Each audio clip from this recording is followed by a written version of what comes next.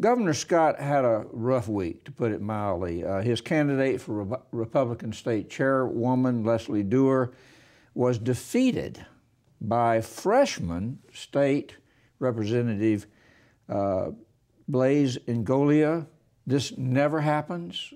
Almost always, the governor is considered the titular head of his party or her party.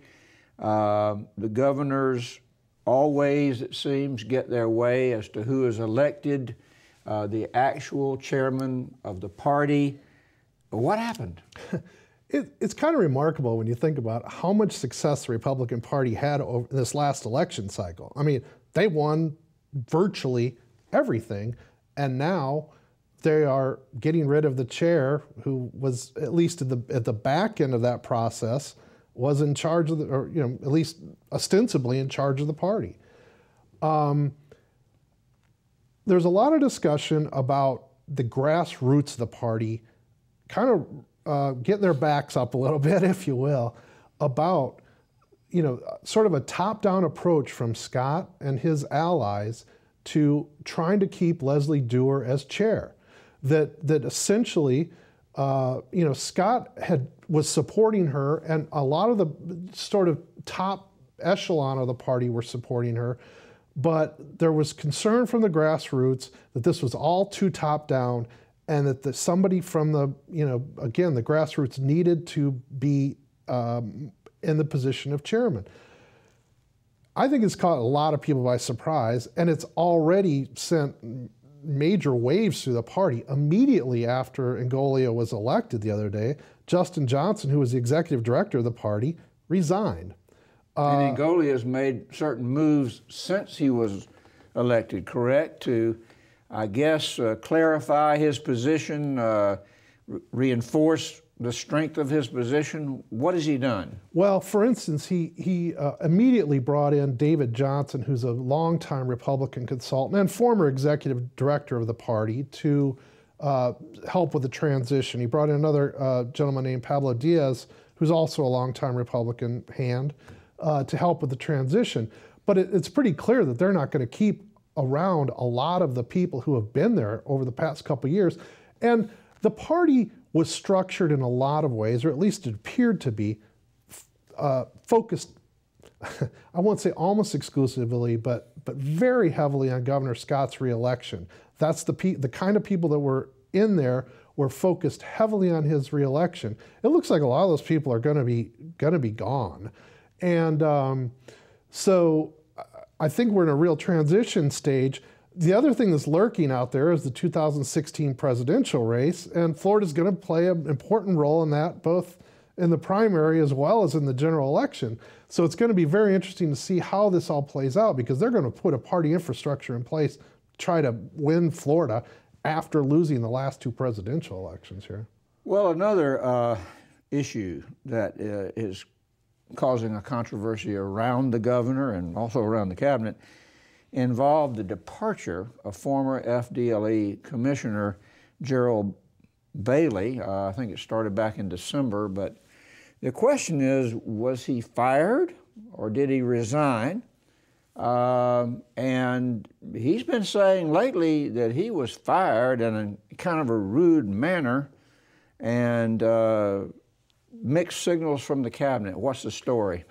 This was kind of bizarre. In the middle of December, all of a sudden the governor's office puts out a press release saying Gerald Bailey, is leaving as FDLE commissioner. He'd been there about a decade, and he's being replaced by Rick Swearengen, who was the Capitol Police director.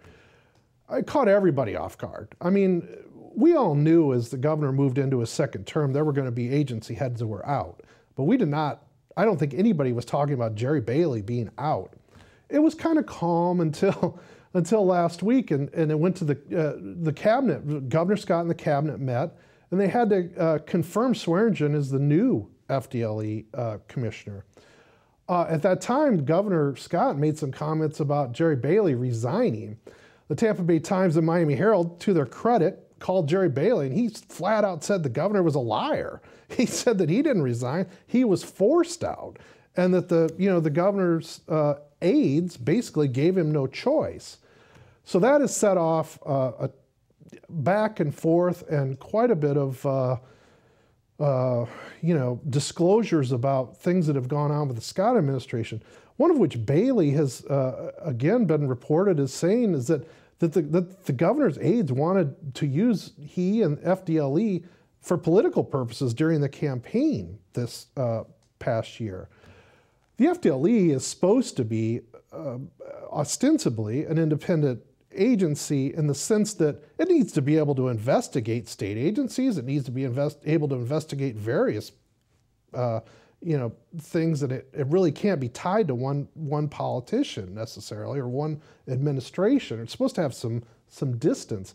An example, right now the FDLE is in charge of investigating inmate deaths in the state prison system.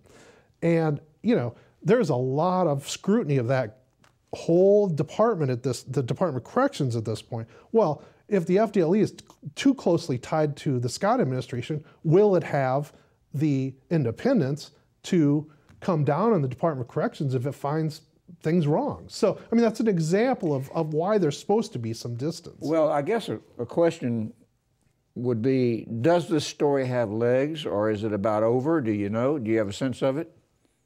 Hard to tell. A little bit hard to tell, but one thing when you have somebody like Gerald Bailey, who's been around for a long time and knows a lot of secrets and a lot of it's hard to tell whether there's going to be other disclosures.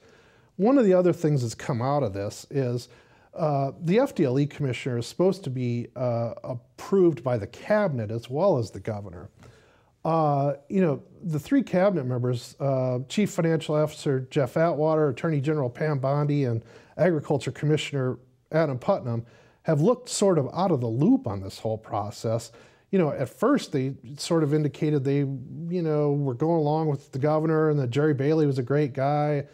But then once this backlash started, they have kind of tried to backtrack a little bit. So there's a lot of questions about whether they were, on the ball with this issue while Bailey was getting pushed out the door.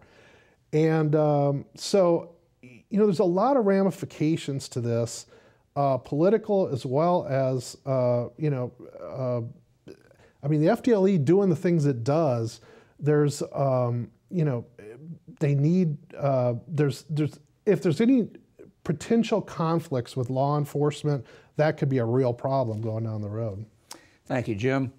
For more news about Florida politics and government, visit the Advances section of our website.